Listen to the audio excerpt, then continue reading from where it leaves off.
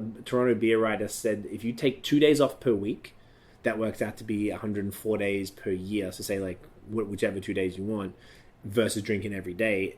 And that is better than doing, say, a dry January or whatever, sober October. And that's like 31 days, whereas you get 104 if you do it the 2 days per week. So that's one solution that I quite like. Are you a brewhead? I'm a brewhead. Are you a brewhead? I'm a brewhead. Y'all are brewheads? Yeah, we brewheads. So pour a glass of craft beer, we can do this. Yeah.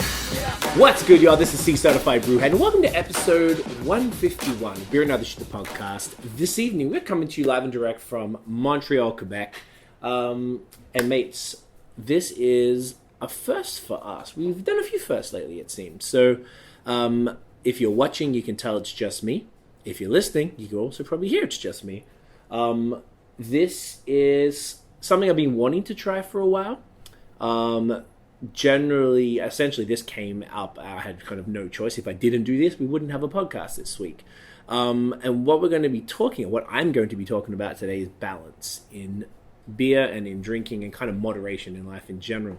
I've also always wanted to try doing a solo podcast. Since I heard Bill Burr do it, he has a podcast, like I forgot what it's called, but he does like a Monday and Thursday, and it's just him ranting. So whilst I am by no stretch of the imagination a comedian, I figure I can keep this thing going for like 20 minutes or something, which is what I'm aiming for here. Just a quick something, just to maybe spark a thought in your mind as far as a topic that's something that I've wanted to talk about for a while. And as you could imagine, this is a craft beer podcast where we primarily interview brewers, owners, and people in the brewing industry. And it isn't exactly in their best interest to be talking about not drinking, right? So this is an opportunity. I think we've like touched on it here and there in different formats, but it's never been like fully fleshed out. So I figured I'd take this opportunity. I have my my tea here. No beer. Today is Sunday. This is going to come out on Wednesday. I haven't had a beer for 7 days. This is my longest stretch. I think I was sick around my birthday in April, and I took a week or two off, and it was glorious. So the only time I really get to have a break is when I'm sick. So right now, I didn't quite get sick, but I woke up about a week ago on Monday and wasn't feeling good at all. And I just haven't felt fantastic all week, and I kind of use that as a way to take a break from drinking. So what I wanted to kind of talk about today, I made a few quick notes so I don't mess up, but basically I wanted to sort of just go into why I drink as much as I do.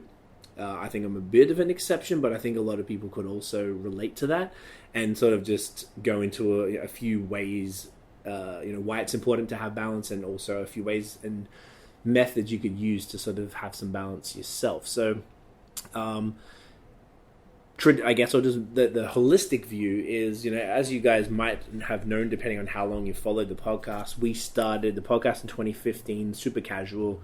I was doing the 365 thing, so I was Tiffany. Sorry, that's all right.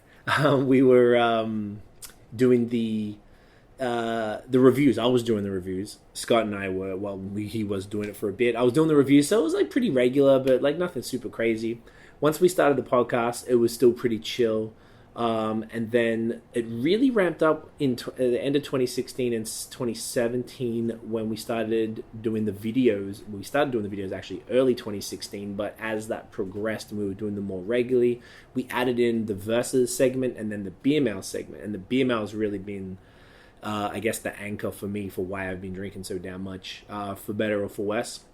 So essentially, for those who, I'm sure there's probably some people who just listen to the podcast and don't really check out the social or the video stuff, but basically we do a segment called BML where breweries send us, we only review things that breweries have sent us in PR packages. As a beer media outlet, we're what's the word? We're just added to a bunch of PR lists. Breweries send out packages to beer media like ourselves, whether it's podcasts, YouTubers, social media folks who just post about beer. We call them content creators. People call them influencers, but I fucking hate that word. With the hope that they will post about their product, right? So it's standard procedure in every industry. It's a bit of a touchy subject in beer, but I'm not even going to go there on this one.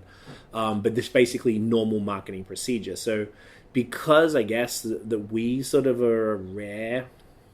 No one else really does what we do as far as we do like I said, podcast, YouTube, and social, and the blog online. We have a lot of avenues. If someone sends us something, can get covered in a lot more and reach more people. So I guess we're probably added to a few more lists than the average person. So I guess over the time, probably the last 2 years, I'd say 2.5 years, it's ramped up significantly. Where it usually comes in spurts though. Like right now, I've been back from traveling for a couple of weeks, and I think I got one package. But then when we're away, there's like 3 or 4 waiting for me when I come back. So it's comes in spurts and waves. But essentially, that's sort of, whilst I don't have to do anything with those packages, I generally do. It's very, very rare that I wouldn't. At the very least, take a photo. But I generally, we need the content, right? For us, we do the BML segments. I enjoy doing them, and I feel like they have value. Until they don't, then we'll stop them. But we do those segments. So at times, I just have like a bank up of beer. Then when we do podcasts, breweries are extremely generous. Often we leave with a decent amount of beer as well, which of course I will do the BMLs, and we have another segment called 1 Minute Beer Reviews that allow me to get to the content out a little sooner, or like if they give me a bunch of different things, I can do some in a BML and some in a 1 minute, just to break it up and get them a little bit more coverage, particularly if I really like the beer as well. So that has been essentially for me, I feel, even though I don't have to, I feel obligated to do this stuff. So therefore I drink more. And it's just sort of, like I said, has ramped up over the last couple of years, really. This last, I want to say the last 2 months has been insane for us. We've had like 3 client campaigns back to back. We went to Jamaica for a week, back here for like 5 days, went to Virginia, DC, Philadelphia for about 8 or 9, I think it was 9 days all up, back here for 5 or 6 days. They were in Toronto for some work stuff, and then we had another brewery campaign in Vermont, and then we've been back for like I want to say, I don't know, week and a half or something like that, 2 weeks. So it's been, I think that's why I'm sick kind of right now, super run down. Like my body doesn't cope super well over time with like the lack of sleep. You're maybe traveling, whether you're flying, whether you're waiting in airports, you're changing temperatures, particularly going to somewhere like Jamaica where it's completely different. You got different food and water, swimming, and like, even though it was a work trip, we didn't get to do a lot of that, but still, you know what I'm saying? Like different environment changes, and it kind of like, I think over time, most of the time when I was there, I was like, fuck man, I'm going to get sick for sure during these trips, and I didn't, luckily. And I was able to do videos and stuff for about a week, and then I sort of started feeling like this. So, and then today is, like I said, today's Sunday. On Friday, we go to New York, which is it's our only, like, not force, but it's our only, like, kind of thing that we go just for vacay. We go to a music festival in Brooklyn. And this time we actually got a podcast with a beer bar, and we're going to shoot Where to Drink in Brooklyn Part 2 vlog. So even though it's our vacay, we're still working, Tiff. We're crazy. So there's going to be more drinking there. So I'm like, this is my only time. And right now, I can't even really express how much it stresses me out. And it's totally on me. It's nothing else. But I'm looking at my cellar just behind there, which is overflowing. I've got a beer fridge, which is full. And I've basically taken up like 50% of our food fridge with beer. And a lot of the stuff is from Virginia, some stuff from New York, stuff from Vermont that is extremely fire. And it's not dying in there, but it's just getting older. And I'm like, bugging about it, because I know it has to be drank relatively fresh, although these beers are pretty good. I'm sure they could last a month, 2 months, but I like to get them within the first 3 weeks if possible. And it consumes so much of my thoughts, right? So I'm like kind of bugging, but right now, because I'm not feeling good, I'm like, fuck it, man, this is so nice to take a break. Like I tweeted about it, and a few people are responding. They like how they have their balance as well, which I thought was cool, because I wasn't sure how many people even care. Because the beer community, it's a hobby. Tiff and I were just talking about before, like beer is a hobby that is sort of becomes like a way of life, and it takes over everything you do. And you sort of forget that alcohol is a drug, and it's something that we need to kind of regulate versus consume daily. Like a lot of us are drinking daily, and it's ridiculous. Like I didn't even drink much before this beer stuff, to be honest. I was more like of a weed dude. Like I'm into like edibles and stuff. And I would any day, always, if you asked me, even like before I started all this, like I would absolutely choose getting high over being drunk. I never really even really liked being drunk. Like I don't vomit when I'm high, but I always like fuck up and vomit. Well, not, or I do it occasionally when I'm drinking, right? So it's not even really my thing, but it's become this. I really enjoy the taste of beer. Like I love all the different, like discovering new styles and new breweries and new flavors, and it's fascinating to me, and sort of just analyzing it. So it's very, very easy to forget that when we're just trying new beers that feels like a hobby and just something you're into, it's actually something that's potentially damaging your body. So, what's a good tea? Where am I at? Oh, my 10 minutes. Nice. So I think it's something that kind of gets pushed by the wayside, that it's actually a health issue, and not enough people are talking about it. But huge shouts to our friends Crowns and Hops in LA. We interviewed them on episode, I think it was 67 or 68 in LA, and that was when they were Dope and Dank, but they're basically a couple folks who are opening a brewery in Inglewood in Cali, and they are in the process right now. They did the crowdfunding campaign, and now they're building the brewery and getting everything organized. And one of the things they had, it was a hashtag Summer Beer Body. They started it in June, I think, late May or June, and they were going up until July 4th, and they were really pushing people to document and use the hashtag and really document themselves working out, and hopefully it would become a trend. And at the time, full transparency, we were working with them as High Season, so I got to see the back end and all the people that were tagging them daily. It was crazy how much interaction they got from that hashtag, and I didn't realize how important it was to people. So prior to sort of that, I didn't really think it was something that was spoken about, and they took it upon themselves as a new brewery to speak about balance and maintaining, like Earn Your Beer is also another hashtag, which I think is really cool. A lot of people are posting themselves doing workouts and stuff. I'm like, all right, well, I worked out, lost this many calories, or burnt this many calories today. I can drink tonight. So I really enjoy that mentality and that approach. So basically, yeah, I'm explaining my shit, just checking my notes and making sure. And okay, so another thing with the volume of drinking, I'm sure some of you guys can relate to this. I'm just finding I don't enjoy it as much. It's not like I feel sort of forced. I've had people tell me you don't have to do anything. I'm like, I know I don't, but like I'm grateful that I'm in a position to be able to have access to all this stuff, whether it's through trades or from PR packages or visiting breweries that I purchase or whatever. The beer that I have is exceptional, and from from everywhere. I get stuff from everywhere, and it's great. I'm super, super lucky, and I feel like a lot of us are in that position to sort of, set up networks where you're able to get access to this stuff. So I never want anything to go to waste. I don't really drain pour something unless it's really bad. It's very, very rare. I'm not the brewers who just take some sips, throw the shit out. I can't do that, man. Like, I don't know, I feel guilty. So I'm just feeling like I just don't enjoy it like I should. Like, aside from the trips, I mentioned this before, and I feel like it's a little, like, almost doesn't come across as ungrateful, but like, we're in Virginia, we're so exhausted from, one, the weather, because it was super hot, two, like, this was like the second leg of kind of the pretty much back-to-back trip, so we're already pretty tired. We have to visit X number of breweries per day for all the content that we, whether we're doing podcasts or vlogging or whatever, we can't just hang out. We have to do shit, because we're there with the tourism office.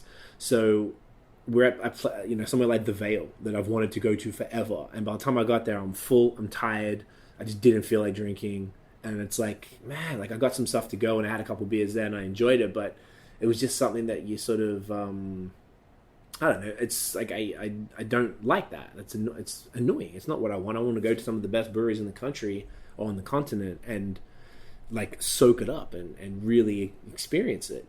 So I find that, like, aside from our specific what do you call it, like, I don't know, the way that our lives are, particularly Tiff and I running BAOS like this, it's becoming a bit of a common thing, because even when I'm coming home and doing the beer mails and the 1 minutes or whatever, like, I'm like, cool, okay, sweet, another hazy IPA, I made, and I love that stuff, but I think it's just because of the volume of it. I just don't get enough time between it. I don't personally have like liver issues or anything like that, but I've spoken to a few friends who have started to feel some little dramas going on there. People taking milk thistle and things like that to offset it. So luckily it hasn't happened with me. I tend to more get sick or run down, which leads to like a cold or a flu or whatever. Whereas others have the liver pains. Either way, they're like health issues directly deriving from drinking too much or just drinking so regularly. So one thing that I was doing, or as much as I possibly could, particularly say over the winter, there was two things. I've said this before. A Toronto beer writer said if you take 2 days off per week, that works out to be 104 days per year. So say like whichever 2 days you want, versus drinking every day. And that is better than doing, say, a dry January or whatever, sober October. And that's like 30, 31 days, whereas you get 104 if you do it the 2 days per week. So that's one solution that I quite like. What I've been trying to do is kind of 1 or 2 days on, 1 or 2 days off. So it's never a long stretch. So it's more just like basing it around what I have to do. So if I've got beer mails to do, or if I've got a podcast set up, I'll plan my drinking around the activities that I have that are drinking based activities. So I find that 1 or 2 on, 1 or 2 off allows me to really be balanced and never get too into it where I'm having like 5, 6, 7 day stretches. When I'm away, Jamaica, we're drinking clearly every day. In Virginia, the whole thing was a beer trip. We're going to some of the best breweries in the region. And, of course, I'm drinking every day. We're in Toronto. I'm pretty sure I drank damn near every day. And then, of course, Vermont, what are you going to do, right? So all the places that I've traveled recently, the drinking has been fairly consistent and pretty ridiculous. And by the end of it, we were just dying, man. Like, it was so much. So I don't know how many of y'all really get to that point, but I'm sure there's different... Everyone has their kind of threshold where they know they should stop or have a break, or just balance it out so you never get sick of it and you're never doing too much to sort of upset your body. So that's one way or a couple of different options to sort of balance the actual drinking itself. And I guess like exercise and diet, the other two things, exercise and diet. So basically Tiff is on the ketogenic diet. So she essentially, you can look it up, but basically it means you sort of high fat, little to no carbs. I eat all our meals are essentially fitting into keto diet. For my snacks, I eat things that are clearly carb focused. I don't know, just I like chips and stuff, but I try and avoid them when I can, because I know them getting like, any beer, you're getting whatever. How many calories in a beer? Like, isn't it like some of the hazies? Isn't something ridiculous, like 1,000? When it comes to the beer, it's like hard to track. It's hard to track. Only the macro ones are really the ones that you can track. But when it comes to these, with all the ingredients and everything, about like a lactose, I can't imagine. Like a milkshake IPA? Lactose. Yeah. Yeah. It'd be insane. I've seen beers in the back end of apps like Life Summit Fitness probably like 500-600. 500 or 600 calories, which is the equivalent to knowing about real craft beer. Right. So that could just be like a macro lager or even. It could be a meal. Fuck. So it's literally as much as a whole meal. And sometimes you have 3, 4, 5 of these, whatever, pints of hazy IPAs or something like that, pastry stouts, whatever, that add up, right? So these things add up. So it's like any way you can sort of cutting carbs, people get real funny about it. So it's something that, like, I don't suggest to everyone, because people it's like the one thing you can never suggest. People like react to it when you tell them to chill on carbs. It's hilarious. So I personally got used to it for the most part, and I try and keep that at bay. So at least in the meal, we're not having rice or bread or pasta. We don't buy any of that stuff. Like, it's, we're pretty good with that. So that's one way to keep the balance is diet. And another way is exercise. While I'm feeling like this, I'm certainly not exercising. It would just kill me. But, we have a gym in this building that we live at. We try and walk every day, particularly when the weather's nice. We're walking everywhere. Try and walk 5 to 10 Ks a day at least. So any way you're able to just fit in some sort of exercise as well to balance it out is super key. Like that summer beer buddy thing, it was super inspiring. Just seeing it made us want to go to the gym more. Seeing people go so hard and show their app from their phone, like the fitness app or whatever, and how many steps they took that day and how many kilometers they walked around, and their the running app little lap thing that it shows you at the end and stuff like that. It's super cool. So yeah, man, I just basically wanted to encourage people to think about balance and just remember that this is a hobby and that it is a drug and that it is alcohol, and it's something that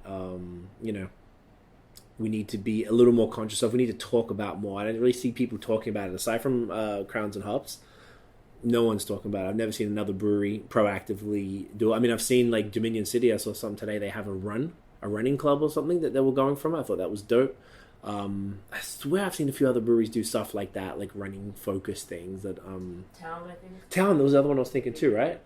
So different. That's in Ontario there, but like I'm sure there's a whole bunch of different breweries who do community focused like exercise activities that are really important to just show, just because like I think breweries need to remember that like you got to keep your clientele healthy, you guys, otherwise you don't want people having to stop using your products because they've overindulged too much. And not even to mention the weight issues. I'm even noticing that since these last 2 years I've never had any problems my whole life. My brother and I were always like mad skinny, to the point where it was really hard for us to put weight on. I had to get a personal trainer to even start to get a little bit of bulk, which I'm sort of starting to lose as well because I haven't been going as regularly.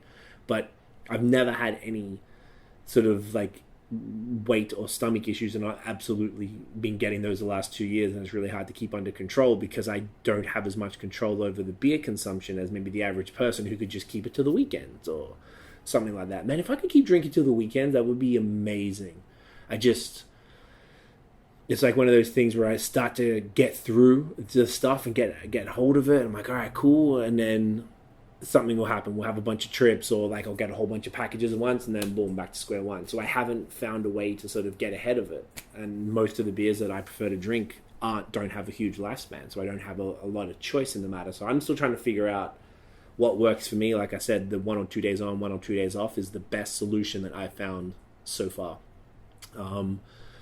But yeah, guys, that was pretty much all I really wanted to talk about. I just wanted to give you guys something, otherwise there wouldn't have been a podcast this week. I actually had one set up, but I had to cancel it because I just couldn't possibly have had the energy to talk, or the last thing I wanted to do was drink. When I'm sick, man, like I can't even look at beer.